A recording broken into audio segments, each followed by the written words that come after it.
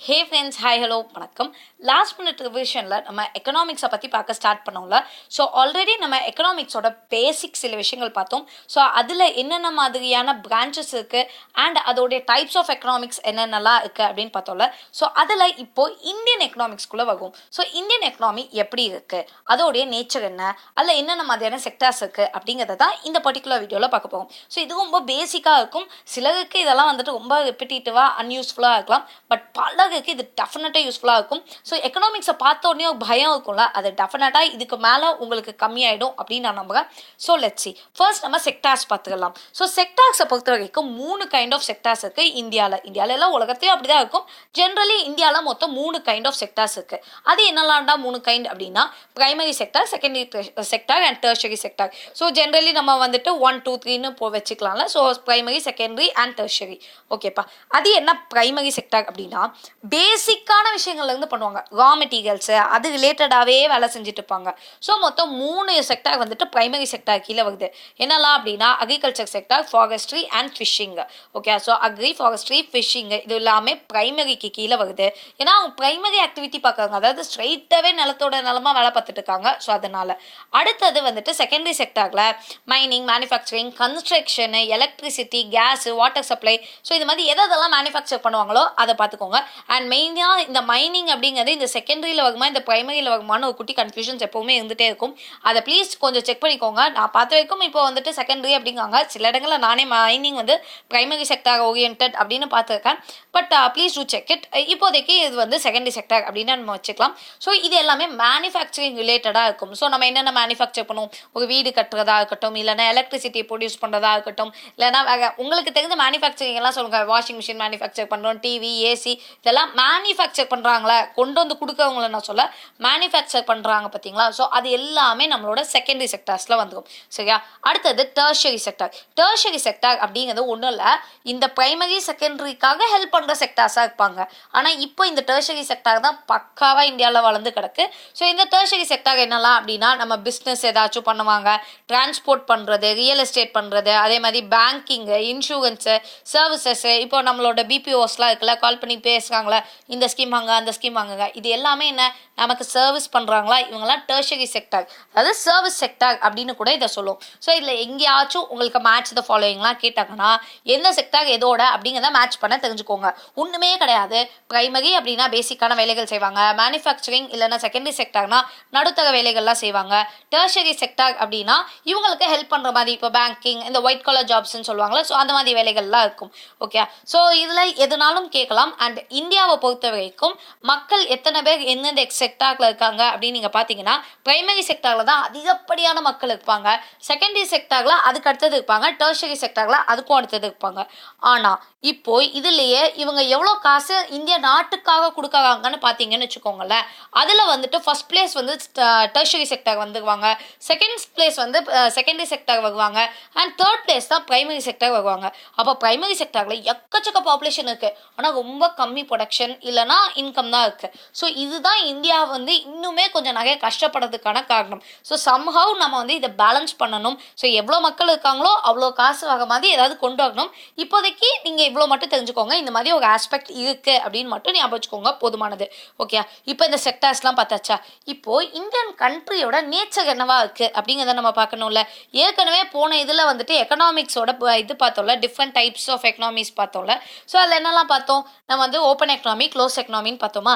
இந்தியாவில் என்ன type of economy அப்படிங்கன்னா ஆக்சுவலி இந்தியா வந்துட்டு மிக்சட் எக்கனாமி. நம்ம எதையுமே வந்துட்டு சும்மா இந்த பைதா அப்படிலாம் சொல்லவே மாட்டோம், எல்லாத்தையும் குழப்படிப்போம். ஸோ அந்த மாதிரி இந்த எக்கனாமிக்ஸையும் நம்ம குழப்பியாச்சு, மிக்சட் எக்கனாமி. அதாவது நம்ம ப்ரைவேட்டையும் வச்சுப்போம், பப்ளிக்கையும் வச்சுப்போம். நான் என்னாலும் பண்ணுவேன், நான் இம்போர்ட் வேணா இம்போர்ட் பண்ணிப்பேன், இம்போர்ட் வேணான்னா இம்போர்ட் வேணான்னு சொல்லுவேன். ஸோ அது ஏன் இஷ்டம் அந்த மாதிரியான ஒரு பேசிஸில் இருக்கும். ஸோ மிக்சடான விஷயங்கள் இருக்கும். அண்ட் இந்த டேர்மை வந்துட்டு கொடுத்தவர் பேர் என்ன அப்படின்னா ஜேஎம் கீயின்ஸா.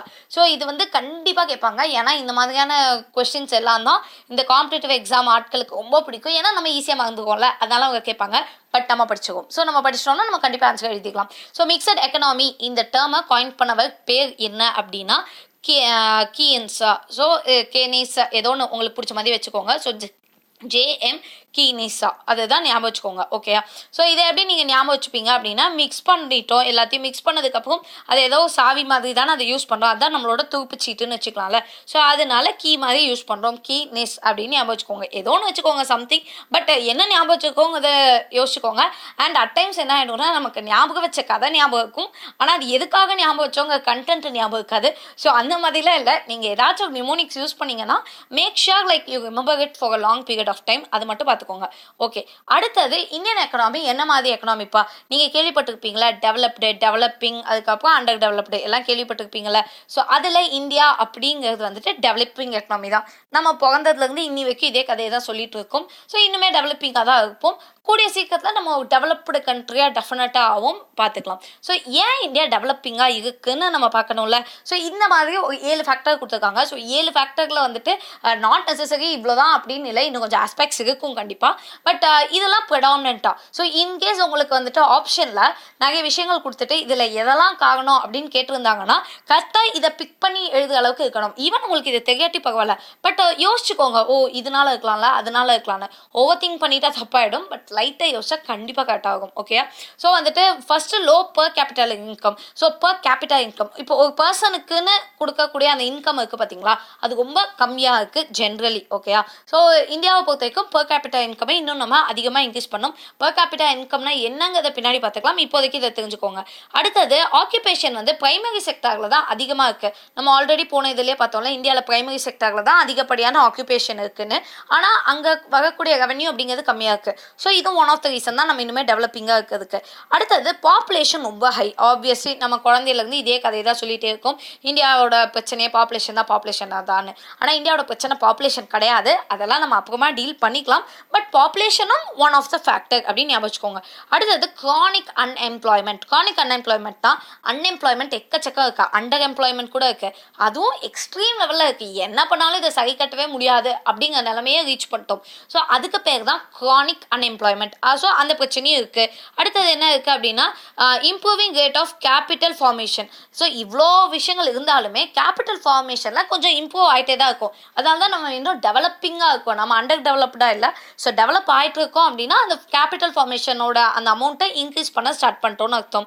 அடுத்தது வந்துட்டு லோ கேபிட்டல் இருக்குது. So low capital per head, ஒரு ஆளுக்குன்னு உள்ள கேபிட்டலோட அந்த ஷேர் இருக்குது பார்த்தீங்களா, அது ரொம்ப கம்மியாக இருக்குது. அவங்களுக்கான பெர் கேபிட்டல் இன்கமும் கம்மியாக இருக்குது, அதே மாதிரி ஒன் பர்சனுக்கான கேபிட்டலோடைய அந்த ஷேருமே கம்மியாக இருக்குது. ஸோ இதெல்லாம் இருக்குது. அண்ட் ஃபைனலி வந்துட்டு ஒரு அன்ஈக்குவல் டிஸ்ட்ரிபியூஷன் ஆஃப் வெல்த் இருக்குது. இதான் நம்ம சொல்கிறோம்ல, the rich is getting rich, poor is getting poor, இந்த மாதிரியான பட டைலாக்ஸ்லாம் இருக்குல்ல. ஸோ அது அந்த அன்ஈக்குவல் டிஸ்ட்ரிபியூஷன்ஸ் இருக்குது. இது ஏன் இருக்குது, எதுக்கு இருக்குது அப்படிங்கிறதெல்லாம் நம்ம அப்போ பார்த்துக்கலாம். பட் இதெல்லாம் தான் காரணம் இந்தியா இன்னுமே ஒரு டெவலப்பிங் கண்ட்ரியாக இருக்கிறதுக்கு. அது மட்டும் ஞாபகம் வச்சுக்கோங்க. ஓகேப்பா. அதை தவிர இந்தியாவை இன்னொரு டேர்ம் வச்சும் சொல்லலாம், அக்ரிகேட் எக்கனாமி. அக்ரிகேட்னா ஒன்றுமே கிடையாது, அக்ரிகல்ச்சர் ரிலேட்டடான ஆக்டிவிட்டிஸ் செய்யக்கூடிய ஆட்கள், அவ்வளோதான். ஸோ இதில் யாரெல்லாம் வருவாங்க அப்படின்னா கிராப் ப்ரொடியூஸ் பண்ணுறவங்க, நம்ம ஃபார்மர்ஸ் இருக்காங்களா அவங்க. அதே மாதிரி லைவ்லி ஸ்டாக்ஸ் ஃபார்மிங்கை பண்ணுறவங்க, அதாவது ஒன்றும் இல்லை, இந்த ஆடு மாடுகள் இந்த இந்த விஷயங்களெல்லாம் மேய்க்கிறவங்கெல்லாம் இருக்காங்களா. ஸோ அந்த மாதிரி அதை பாதுகாக்கிறவங்க, அதை பராமரிக்கிறவங்க, இவங்க எல்லாருமே இந்த அக்ரிகேஷனுக்கான காரணங்களாக இருக்காங்க. ஸோ பேசிக்கான வேலைகளை செய்கிற ஆட்கள் எல்லாருமே இது. அப்போ ஒரு கொஸ்டின் லைக் இந்தியன் எக்கனாமியோட nature out of the following என்னெல்லாம் அப்படின்னு சொல்லிட்டு ஃபர்ஸ்ட் டேர்மே மிக்சட் எக்கனாமி அப்படின்னு கொடுத்துருப்பாங்க. நம்ம சூப்பர் அதான் ஆன்சர் அப்படின்னு போடுவோம், ஆனால் அப்படி தான் போடக்கூடாது. ஏன்னா ரெண்டாவது ஆப்ஷனில் டெவலப்பிங் எக்கனாமின்னு இருக்கும், மூணாவது ஆப்ஷனில் அக்ரிகேட் எக்கனாமின்னு இருக்கும், நாலாவது ஆப்ஷனில் ஆல் தி அபவ்னு இருக்கும். அப்போது ஃபஸ்ட்டு டென்ஷனே ஆகக்கூடாது. எந்த எக்ஸாம் எழுதினாலும் டென்ஷன் ஆகாதீங்க, பொறுமையாக ஃபுல்லாக வாசிங்க. 4 ஆப்ஷன் உங்களுக்கு பார்த்த உடனே என்ன ஆன்சர்னு தெரிஞ்சால் கூட 4 ஆப்ஷனையும் வாசிக்கணும். அப்போனா மட்டும் தான் நம்மளால் கரெக்டாக ஆன்சர் பண்ண முடியும். ஓகேயா? ஸோ இதுதான் பேசிக்கு, ரொம்ப பேசிக்காக தான் இருக்குது. முடிஞ்ச வரைக்கும் எவ்வளோ கவர் பண்ண முடியுதோ நம்ம கவர் பண்ணலாம், இல்லைனாலும் பயப்படாதீங்க. பட் எக்கனாமிக்ஸை பார்த்த உடனே நிறைய பேர் பயப்படுறதா சொல்லியிருந்தீங்கல்ல, ஸோ உங்களுக்கு அந்த பயத்தை போக்குறதுக்காக வேண்டியதான் அது அவசரமாக பண்ணது. ஸோ ஜஸ்ட் உங்களுக்கு ஹெல்ப்ஃபுல்லாக இருந்திருக்கும்னு நினைக்கிறேன். ஸோ எப்படி இருந்துச்சு அப்படிங்கிறத மறக்காமல் கமெண்ட் செக்ஷனில் லீவ் பண்ணுங்கள். And for the final note, when you catch a glimpse of your own potential, that's when your passion is born. So உங்களோட பொட்டன்ஷியலை என்றைக்குமே தேடிட்டே இருங்க, உங்களோட பேஷனை நோக்கி ஓடிட்டே இருங்க. All the very best, and if you have any doubts, please do say me in the comments below. And for instant updates, Telegram channel link கீழே டிஸ்கிரிப்ஷனில் இருக்கும், அதை மறக்காமல் ஜாயின் பண்ணிக்கோங்க. ஸோ தட் இன்ஸ்டன்ட் அப்டேட்ஸ் உங்களை வந்து சேரும். So all the very best and thank you.